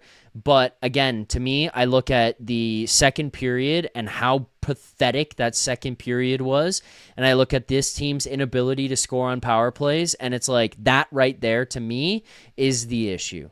Like And that's the problem. Not the checking and the You're not hitting. wrong. You're not wrong, but I'm also not wrong. And I just tonight was very annoyed with my aspect of it. I think that what you brought up with the power play and all the other stuff, yeah, totally. 100%. I agree with you. And I want you to go on to the next caller, and I want to see what he has to say. All right, Max. I appreciate you calling in here tonight. Thank you. No worries. Have a great night. Thank you. You too. All right, there you go. Max Antius Decimus. Let's get to the next caller. Apparently, he's got some interesting things to say. Actually, you know what? Quickly here, before I get to the next caller, just a quick note here that I want to do. Just get to a sponsor here quickly on the show. Our best bet is a presentation of Bet365. Whatever your bet is, it's never ordinary at Bet365. Use promo code NATION. That's NATION. Code NATION. NATION. At Bet365, must be 19 or older. Ontario only. Please play responsibly. If you're someone you know has a gambling problem, visit connectsontario.ca. Best bet for tonight, loses. We are on the worst streak of all time, but this one loses again. William Nylander, anytime goal. The guy shot the puck. He was involved in the offense, but nothing overly dangerous, nothing overly great. And this one loses for us here, brings us down to minus 3.9 units on the season. That brings us to a 10-31-1 record on the best bets this year. Unfortunate. But yeah, I mean, that's the loss for tonight's best bet segment presented by Bet365. Just a quick note back to Max before I get to the next caller here. I understand what Max is saying and wanting the team to be more physical, especially in a game like this, but I feel like we've just watched so many games for this team where it's being like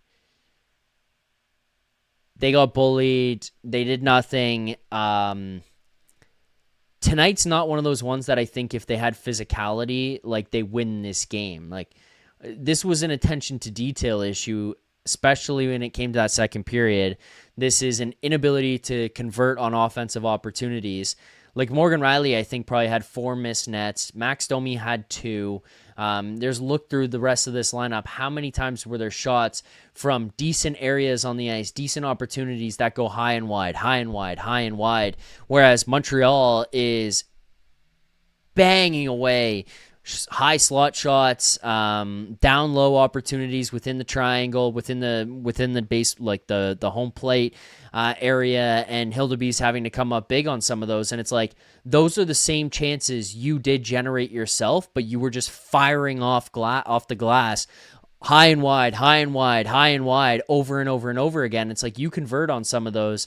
Maybe you're not scoring on the shot. Maybe you're not scoring on that opportunity, but you could at least generate a rebound. You could generate a tip instead of putting the thing 5 feet high. And again, like, this is a 2-1 shootout loss to Montreal.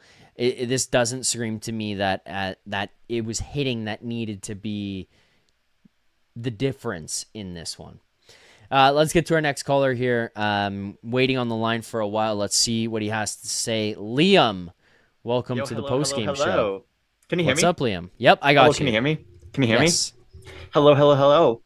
So basically, I am a Habs fan here, but I do respect you for being honest, for being like not one of those type of fans that will be like hating on your teammates, like basically like hating, basically like not blaming injuries and stuff. Like I respect you for that. And I respect the Leaf fans for that.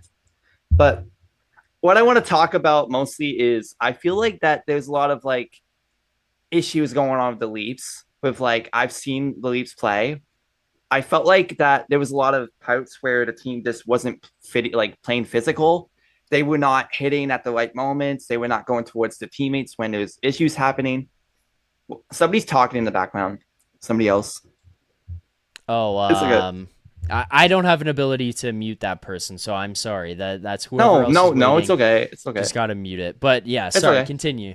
Whoever else is in the background, just mute yourselves while you wait.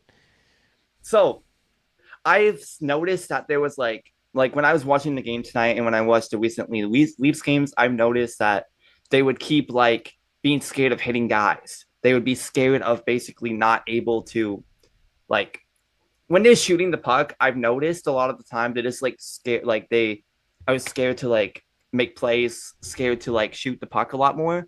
And I've realized that there was a lot of like issues going on with like I will be honest, like Hildeby had a really good night on net. I agree. Like both goalies were on top of their heads tonight. Like it could have been anybody's game, I felt like. Yep. But like it just felt like Montreal was like the better team overall, like hitting. I don't disagree with that. Yeah.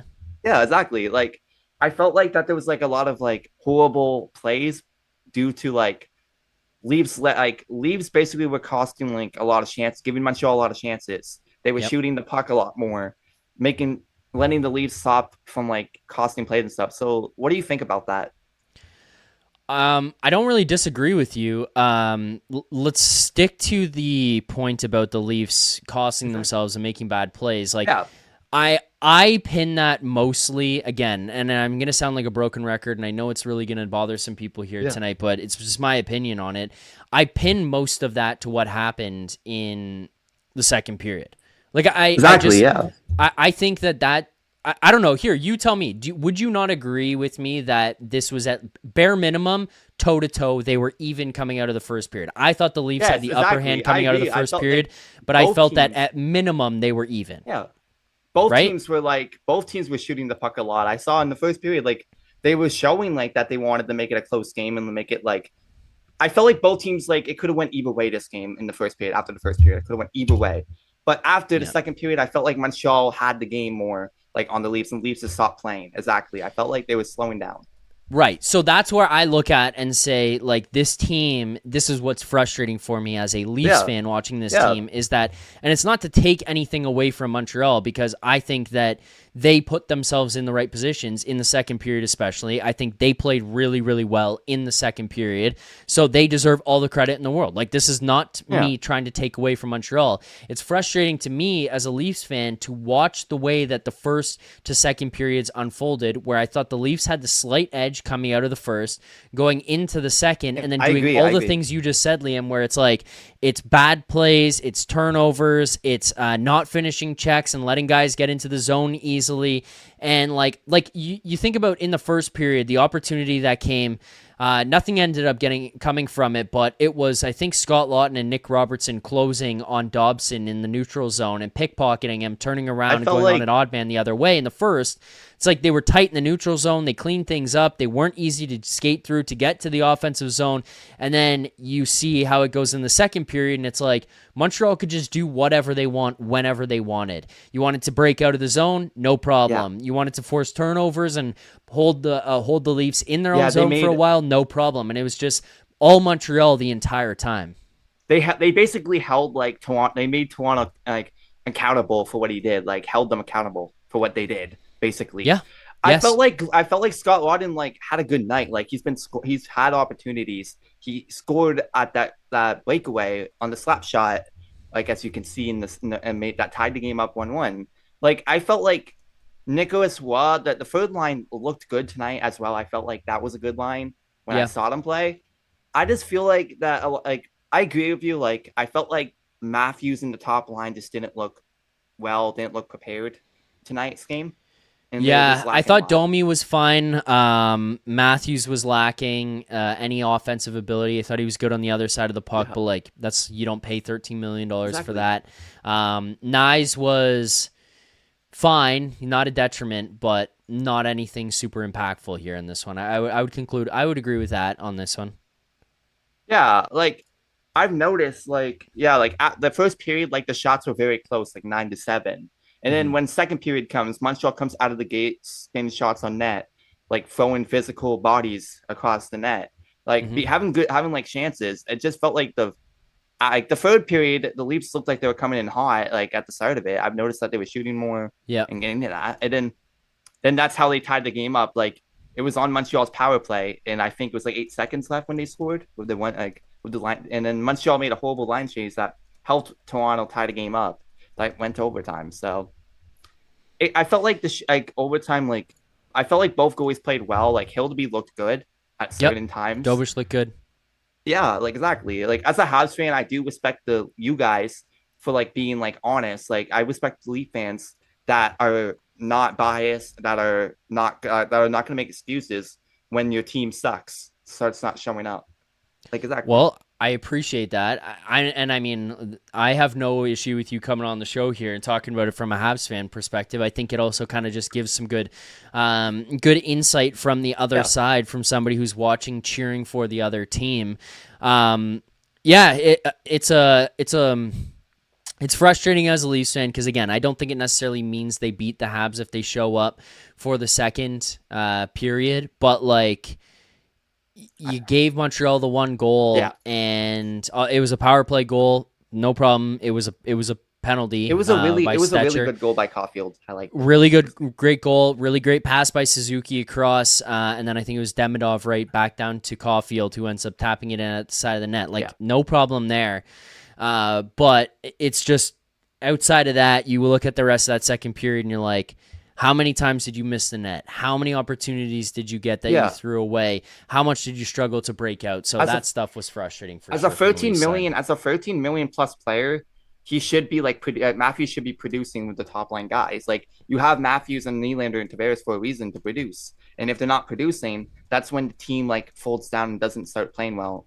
So like exactly, like I just felt like I'm just gonna say right now, like 6 in a third, you should stop commenting those comments. You should come on and talk to him, because like honestly, like he's just trolling. I think it's a wage bait. Yeah, I mean, it's entirely possible. This guy's been around for a while and pretends he doesn't know how to use the technology to call into the show, but he's here every single night complaining and crying. So, yeah, I'm with you. Anything else from you, Liam? I know there's more people waiting to call in Yeah, I tonight. understand that. appreciate it. I understand that. I fully understand there's more people coming on. I just want to say, I feel like the Leafs just need to do a lot better next game against Tampa. I just feel like they need to come in more. Play a ready. full 60. Play a full Play a 60. full 60, exactly. I have no problems with you Leaf fans. I just have a problem with the Leaf fans that are always making excuses about their team, making their fan base look bad. That's the reason. Fair enough. Fair enough. Thanks for having me. All right. Thanks, Liam. Have a good day. Have a good day. Thanks. You too. There you go. Liam, Habs fan, coming on to give his thoughts and actually giving some support here to the Maple Leafs tonight in this one. Let's get to our next caller here. The Nylander Glazer. Noah, how you doing here tonight, brother? Noah, do we got you? Feeling shitty, man. I won't lie to you, Zach. That was bad. You think this was just bad all the way through? There was nothing positive about this one? There's nothing you could feel good about here tonight? Scott Laughton, I just want to say this. What Scott Laughton is John Tavares. People hate on Tavares because of his contract, and that's why people are hating on Laughton because of the trade. If we didn't trade all that for Laughton, people would be saying give him the C. Am I wrong? Scott Laughton? People were saying give him the C after this one tonight. Yeah, which that's just dumb people. But man, that second period was bad. That was bad, Brutal. Zach. Brutal. I'm with you 100%. Again, maybe I just have it in my head too much here tonight that was what caused it, but it's maybe it was just seemed so far away that I'm forgetting what happened. But the first period felt really strong. It felt like they were just building off of what happened the other night in Carolina to an extent, or what happened against Florida on Tuesday. And it was okay, you're getting it here. Hildeby's making some good saves. Defensively, I thought they were good. They seemed pretty solid in the neutral zone. They were clogging things up. They were forcing turnovers. You watch the second period, and it was just the complete opposite. How often this year, Noah, have we talked about this team can't find ways to break the puck out cleanly? They can't get up the ice in transition. They can't regroup cleanly and then possess the puck. And, when this team was struggling, all we talked about was their inability to possess the puck. Well, how often did it start with them not being able to break out or regroup or turn things back around off of turnovers? And then it's that second period comes tonight and it just happens all over again. You are right back where you were in that 20-minute second period, back to where it was games 1 through 19, 20 effectively at that point. It's why does this have to change? Why does it have to turn around like that? Because then you watch them from the first to the second period, and then you watch them into the third period, and it's you basically watched this completely different team for the entire second period where you got outpossessed, outchanced, outshot, everything, and there's no fucking need for it. No need for it. All you had to do was show up and be mentally engaged, and they just weren't. Zach, I'm not trying to be rude or anything, but seeing you get mad makes me feel better, because during the Leafs game, holy crap, my dad was telling me, just calm down. They've been on a 3-game win streak. But man, I'm just so fucking sick of Auston Matthews. I'm done. When is he going to take over a game and be this is me? You know what I mean? I'm our guy. Oh my. People can hate on William Nylander. He was bad. But let's be honest, Auston Matthews is our guy, not William Nylander. Auston Matthews is supposed to be the third best player in the NHL behind McKinnon and McDavid. And I haven't seen that guy in 2 years. We need to put up the missing posters, because I don't know what the fuck he's at. I'm kind of with you here right now. And again, I know the other side of the coin is he plays really well defensively. He's playing much more committed in his own zone. He's playing a better 200-foot game. We saw last game he had a career-high shots blocked. He's had 6 blocked shots against Carolina. Those things are all amazing. But my issue, Noah, right now is you're not paying the guy for that. And that's the problem. And that's where I'm trying to break through, I think, to some of these Leafs fans' heads that are trying to give the excuse out to him, like, well, he's playing well this way. Like, that's not good enough, unfortunately. Like, you don't make $13 million to just be good in your defensive zone. You know, even right now, it feels like he's not winning faceoffs at the rate that he should be. And maybe that's just something that is standing out to me because it feels like on power plays he doesn't win them. It always has to be Tavares. Or, you know, you see him late game in his own zone and it feels like he's not winning those ones. Or off an icing, he's not winning those ones. Like, maybe it's just the important ones that are standing out and I'm watching and feeling more like this weight of like, oh yeah, okay, maybe he's not winning them as much. But like, again, it's to the point of offensively, he's not taking games and shifts over, and he should be when you make $13 million. Like, Yeah. That's what I getting don't annoying. understand. It's like, you got to find a way to score. You've got to find a way to take over at that paycheck. And if you're hurt, find a way to get healthy here. Take the time off that you need, because if this team falls into an absolute pit and can't recover, then it was never meant to be anyways. Get healthy. Come back next year. Figure things out from that standpoint. Like, don't spend your time finding a way to fucking just patchwork this thing together if you're not healthy, because if you're not healthy, and this is what's going to happen, by the time you get to the playoffs, you're going to be fucked anyways. So that's where I'm at. Sorry, that was a bit of a rant, but that's where I'm at. Oh man, I like it. I like it. But like, don't tell me if we traded for Vincent Trocheck on New York, it looks any different than Auston Matthews. If anything, it might even look a little better. Like, I can't believe I'm saying that. Like, Auston Matthews is Vincent Trocheck. He's Vincent Trocheck. I can't believe I'm saying that. It's bad. And by the way, about your face-off percentage things, the Leafs are 10% worse on special team face-off draws. That's what they said on like Steve Dangle's thing the other day. Which that's annoying because you need to win those more. Like John Tavares, he's worse on the power play draws in my opinion. He's not winning them cleanly like he is in normal draws. Like, I don't know. Yeah. Man, I want to say this too. Like Prague, man. Like, Domi shit. Like, I like Domi. I always wanted to like Domi, but there was a play tonight. That's the epiphany of Max Domi. What he always does. Max Domi forces a pass, turns it over, and then high sticks a guy. Oh my God. And goes to the box. Don't tell me that's not Max Domi, Zach. Forces a stupid pass that he should have just shot or dumped it in. And then gets a dumb penalty trying to get it back. That is Max Domi, and I'm sick of him.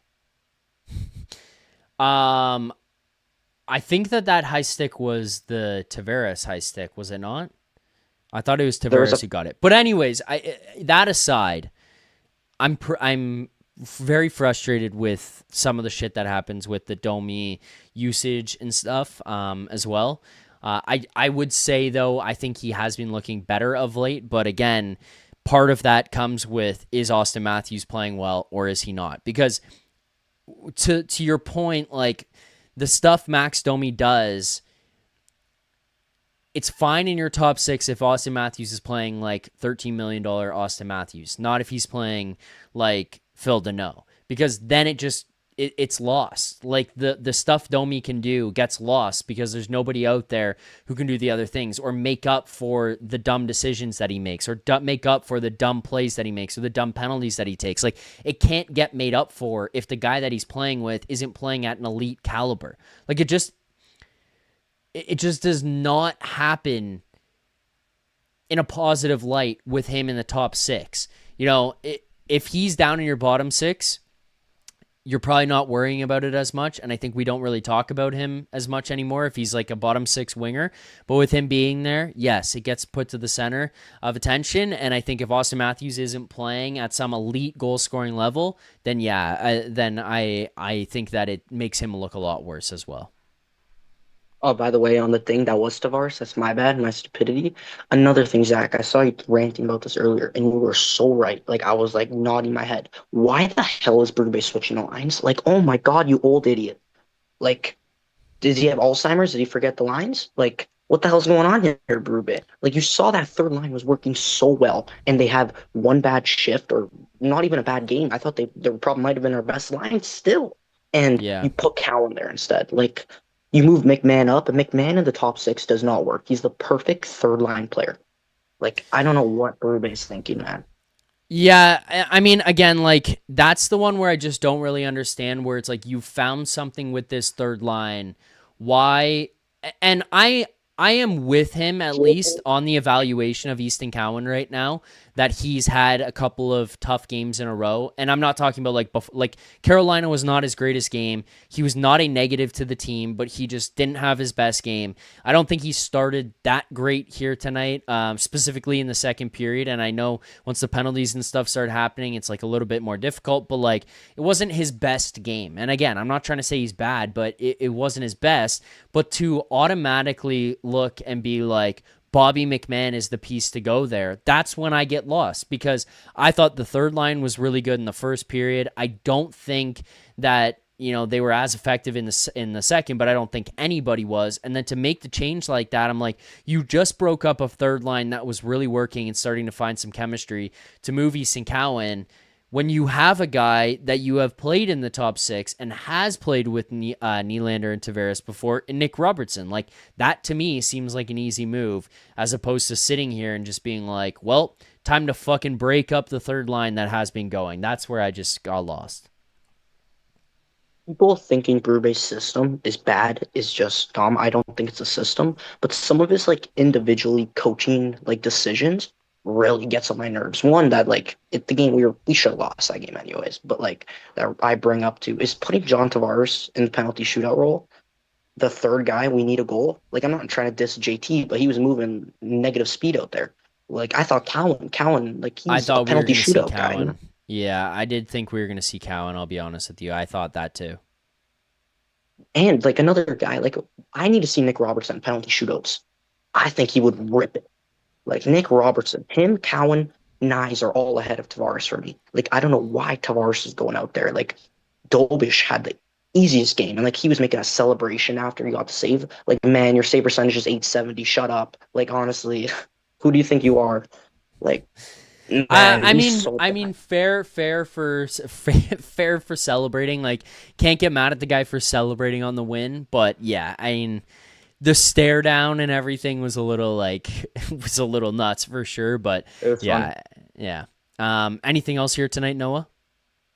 Yeah, I tuned in like 10 minutes late, and I saw you getting mad at 6 1/3. That was hilarious, man. Like he's such a troll in the chat. Like him and like this other guy always like, I don't know, trolling me in the chat. Like, bro, like hop on the mic yourself. Like, I don't know what these guys feel like. You know what I mean? Like, little bro, hop on the mic and you talk. Like, you know what I mean? Like, please.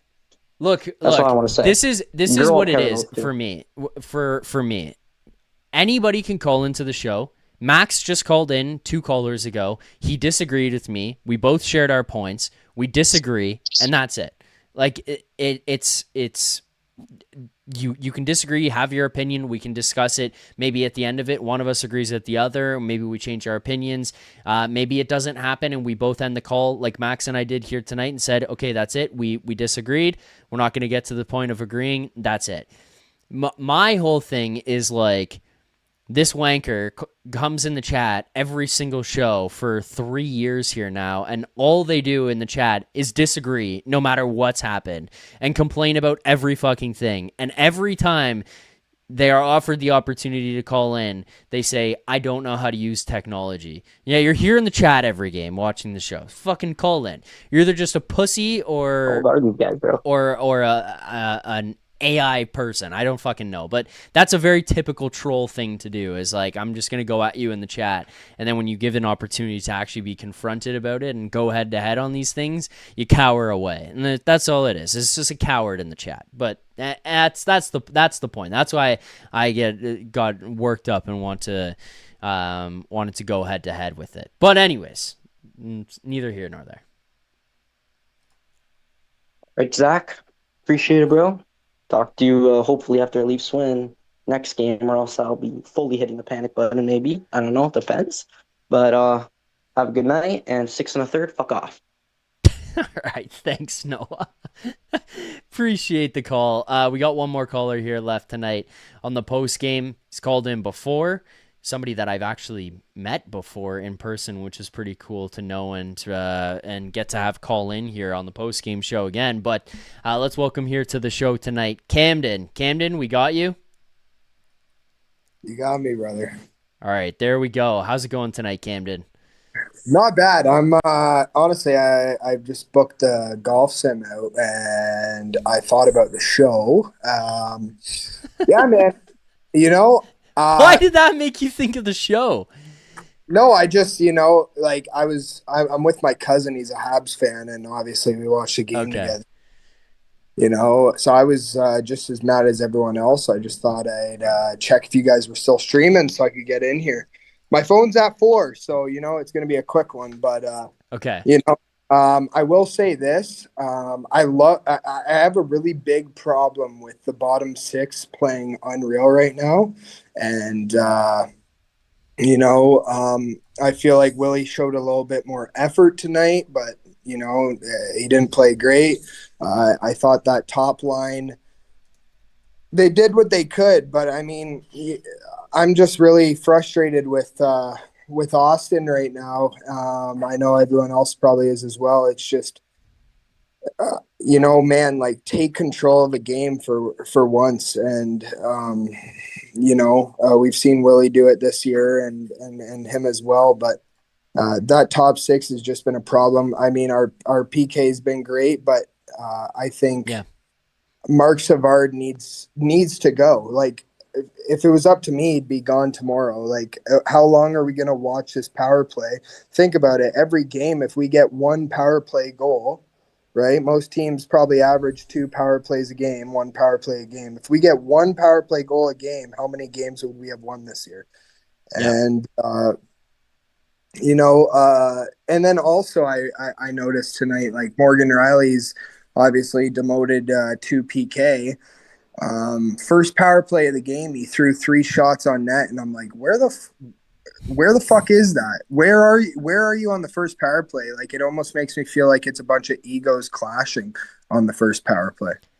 It also kind of felt like that, to be honest with you, in the overtime when Matthews and Nylander were out there. Like, it kind of almost seemed like there was this disinterest in passing to each other. Again, I'm not trying to put out there that like these guys are beefing. It's more so just like it just was a weird feeling overtime period where they wouldn't move the puck to each other. Like there would be the little drop pass up high, but outside of that, it was just a one-on-one showdown. And I don't necessarily know if it's like a battle with each other, but it was more so just like, watch me do this. And that was a little bit annoying. I am with you on the power play though. Like, how many times could we walk away from a game and be like, you score 1 power play goal, you win that one, or you score 1 power play goal and you go to overtime? Like, even if you lose in overtime, a shootout, whatever, but getting there and getting that extra point, there's a lot of times it feels like you're just missing out on it, where you just don't get that point or the win or whatever. And this is another example. I mean, I look at that, and again, I expressed my frustrations with Kelly Sutherland earlier, the ref tonight, for cutting that 1 power play short in the second period. But you looked a little bit better, and then you can't bury. Sorry, go ahead. No, that was garbage. Like, I don't know. Like, I'm with my cousin. He thought Willie dived a little bit. I don't think he's the type of player to do that. I thought he fell personally, and I thought it was a bad call on Willie. But that makeup call was garbage. Matheson looked like he got shot by a freaking bazooka. I don't know what that was. And I don't know if that's Timmy Stützle. I feel like that's a penalty on Timmy. I don't understand, but. Yeah, I'm with you 100% on that one. Like, I thought that Nylander fell. I don't think he's a diver. I thought he fell, and I think that the ref got mad or took his frustration out on Nylander, feeling like he got showed up by Nylander and decided to even it out. But, again, I thought it was just a bad call. The Leafs shouldn't have been going to the power play on that one. It wasn't a trip. I just think Nylander fell. But anyways, like, that one, you had a couple opportunities, and then you just can't score. You can't really get that much of a dangerous shot off, and it's like, okay, well, it looked better, I guess, but nothing comes of it. And then you go to the third period one, and like Camden, that's the one right there that I look at and just go, if there's ever a time for your power play to come up big, that's it. You go into the third period, it's 5 minutes left, it's a tie game, you're on home ice, you send out Nylander, Matthews, Tavares, OEL, Cowan, like all the big boys, and you can't find a way to score. In fact, it took you 50 seconds to get in the offensive zone and set up. Like, that's pathetic. That's unacceptable, quite frankly. Like, just not even setting up, it's unacceptable. Like, you cannot fucking have that happen at that point. That's aggressive. And ridiculous, to be honest. Camden iPhone left, so it looks like Camden's phone might have died there. Again, appreciate the call from Camden, but if he comes back, then he comes back, and we'll talk to him more. But until then, we've been at it for almost 2 hours, so we'll wrap this thing up here now with our last couple of segments. Crave the Stats is a presentation of Uber Eats. Again, thanks to our friends at Uber Eats for participating here on the show this season. Uber Eats is enabling fans to maximize their fandom all season long with exclusive game day deals on the app, from game day eats to paper plates and napkins if you're hosting, to all the ingredients you need to make your favorite game day dip. Every time the Leafs are playing at home, you can get these exclusive deals in Toronto only on Uber Eats. Firehouse Subs, the BOGO Brisket Hat Trick, Kibo Sushi, the BOGO California Roll, Shelby Shawarma, the BOGO Traditional Wrap. BOGO, of course, is buy one, get one. Before, during, and after the game, Uber Eats is assisting every fan's hockey experience all season long. Okay. If anybody else wants to send super chats, call into the show, you're more than welcome to, but we'll wrap up here with a few final things. We've also got our super chats that have come in already. So let's get to our Crave the Stats. And tonight's Crave the Stats, we're just going to do a little bit of a box score rundown for the Maple Leafs Habs game here tonight, because there's some interesting stuff that took place, whether it be minutes, shots, hits, whatever. So I want to point some of these things out. Easton Cowan gets some minutes back here tonight, which is kind of interesting because he did get bumped to that third line there. But Easton Cowan ends up playing 17 minutes and 10 seconds. I think that's probably a fair share for Easton Cowan on a night like tonight. He does play 4 minutes and 17 seconds of power play time. Only finishes tonight with 1 shot on goal. And like, not the best night for him, but I just continue. I think it's better to just give him that opportunity on the second line and just continue to let him ride it out. The other guy I want to point out, Max Domi, 4 shots on goal here tonight. I thought tonight was one of Max Domi's better games. He does some frustrating things for sure. No problem with that, but no problem with the frustration with that, sorry. But, again, like, it's just not like, I don't think he's the top 6 guy that you need. I think you need to improve on it. I think he's much better if he's in your bottom 6, and it's not him that I would want in my list of players that are leading the Leafs in shots on goal, where he's got 4 on the night. It's maybe his line mate who finishes with 1 that you'd want. Chopsticks. 6 goes to Good Life Liberty Village. Is that confirmed?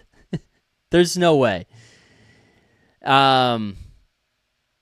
Anyways, continuing on, Auston Matthews, we've harped on it all night.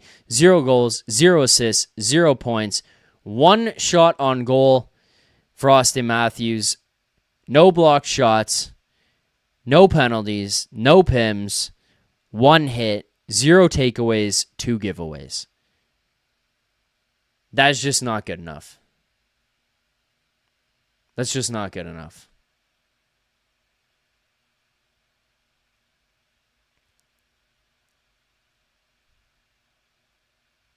Not good enough.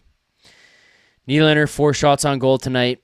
Dakota Joshua did finish with 6 hits. That's great. But yeah, that's your stat breakdown of the night. All right, with that, let's get to our. The chat is going to war with each other right now. Let's get to our play of the game.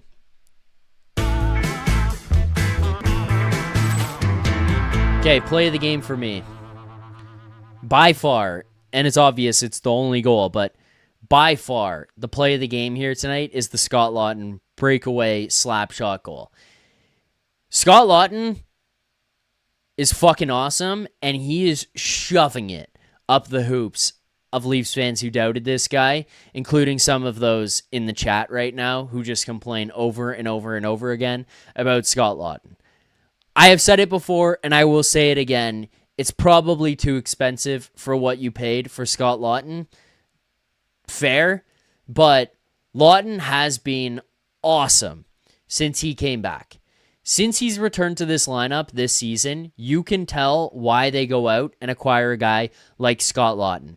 The intensity he brings, the attention to detail, what he does on your penalty kill. And, he talked about it in the postgame here. There's quotes coming out. He talked about the goal that he scored, but he also talked about the fact that on the Caulfield power play goal, it was him who let the pass go through the seam pass to be able to skip across for the Habs to break apart the Leafs. And so he's like, I've got to get this back. I have to get this goal back for our team. And looking at that, seeing him be like, I'm going to get this back, I made a mistake, is fucking awesome. Because Rosie said it on the last show, this guy will do things nobody else will do. Well, not just that, but seeing him take on this mindset of, I fucked up, I got to step up, and I got to get this done is fucking unreal. And seeing him bury that thing like that, and stepping up and ripping home a slap shot that goes bar down on a breakaway is fucking awesome. And then the celebration by Scott Laughton after 3 goals in 3 straight games for Scotty Lots. I just don't know how you can't root for this guy. I don't know how you can't see what he's doing and how he's impacting the lineup. And these guys, every time he goes out on the ice, dyslexic in the chat, great goal, ... He's hardly done anything, ... Ha ha. I mean, you either just don't know what you're watching or you're not watching at all. You're just looking at box scores after the game, because the way this guy's impacting things defensively in your bottom 6, you're watching a fourth line that's playing. I mean, you look at Scott Laughton tonight, he plays 14 minutes and 44 seconds, like trusting him to be on the ice, giving him penalty kill opportunities, giving him late game situations. Like he's been awesome since he's been playing. All right, that's the play of the game. Let's get out of here with the grade of the game tonight. Oh, actually, wait. Let's go to some of the super chats here on the post game. Again, thanks to people who sent the super chats. Proceeds from our super chats do go to Sick Kids Charity. Rattling these off. Maxentius Decimus says, he's going to play for Team USA in reference to Matthews. Yes, he is. Chad Doyle says 34 and 44, $20 million, weak and soft. Yeah, I thought Morgan Rielly was good offensively tonight, or like more engaged offensively. Production and execution, not quite there. Craig says, didn't mean to offend you, but please cut our guys slack. I just can't do that tonight. Like, it's not even that I'm trying to be that hard on this team. I just what are we talking about cutting these guys slack? Like, you completely no-showed an entire period and you fell behind in this game 1-0. You tied it up, but you probably have a decent chance at winning this game if you just stick through the second period. And again, I know that me saying some of this stuff sounds stupid because people are going to look at the deserve to win and the money puck and all that kind of stuff. And I get it from that standpoint, but that starts and ends in the second period. Look how they played in the first. They had way more chances. They had way more high danger chances. Then looking at the third period, you got it back on track. You had some good opportunities. The second period was a complete and utter fucking disaster. Couldn't break out. Couldn't regroup correctly. Couldn't possess anything in the offensive zone for any extended period of time. You got hemmed in your own zone for extended periods. It was a nightmare period. You got out of it 1-0, but it's where's the attention to detail there? So that's where I don't cut them slack. Dyslexic. Ha. Now Morgan Rielly was good. Wow. Ha. Again, just proving some people are just here to troll and don't know what's going on. But continuing with super chats, Maxentius Decimus. Max Domi refuses to body check a player. I'm surprised his dad hasn't disowned him yet. The last name was the only thing keeping him there. Yeah, I mean, Max Domi, no hits tonight, so sure, you can throw that one on him. Again, I just don't think that this is a night where I don't think that he was bad. And I don't think that for the team, checking and hitting was the issue. But I get the sentiment. I get what we're getting at here with the why couldn't they hit them and hurt them, essentially. But to me, it's just that's not why this game was a loss.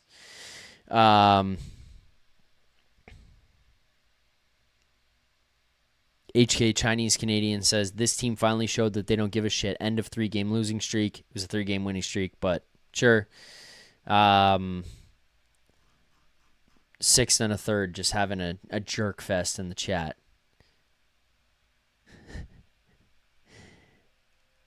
Dyslexic.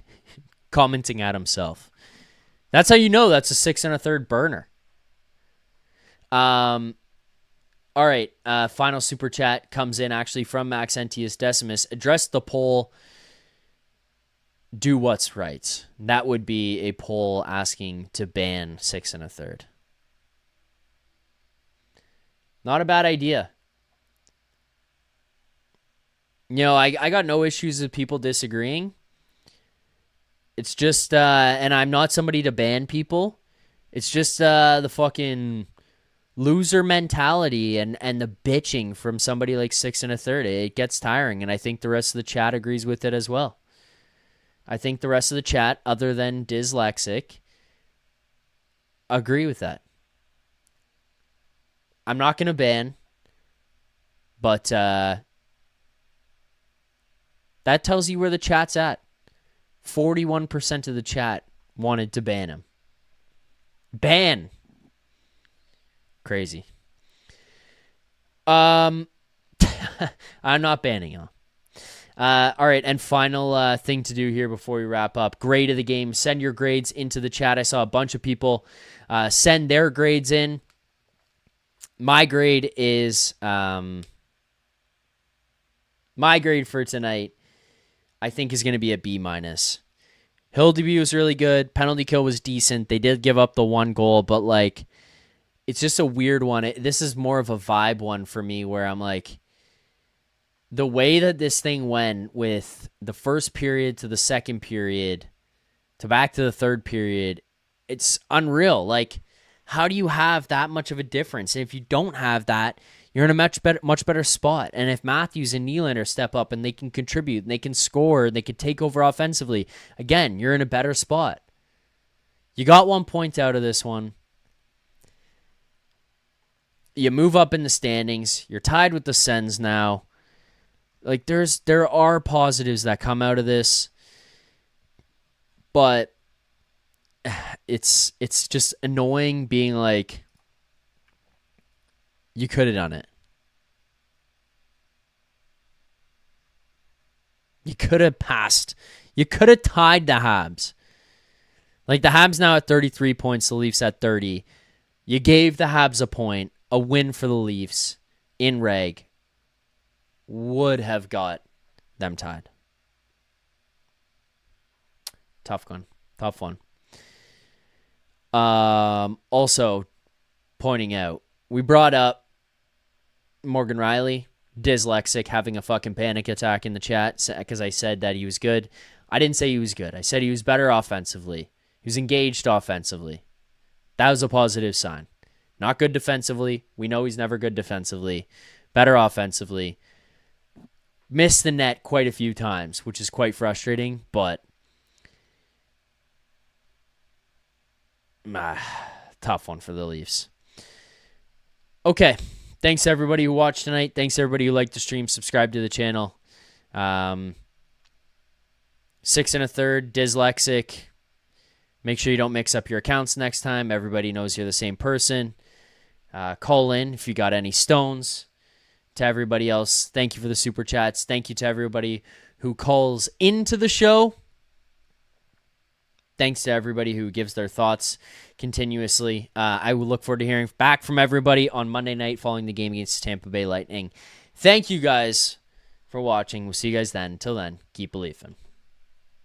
For more content just like this, including game previews, post-game live shows, Leafs Morning Take Monday through Friday with Nick Alberga and Jay Rosehill with special guests, as well as instant reaction videos, make sure to be subscribed here to the Leafs Nation YouTube channel. Turn on notifications so you don't miss anything, and drop a like.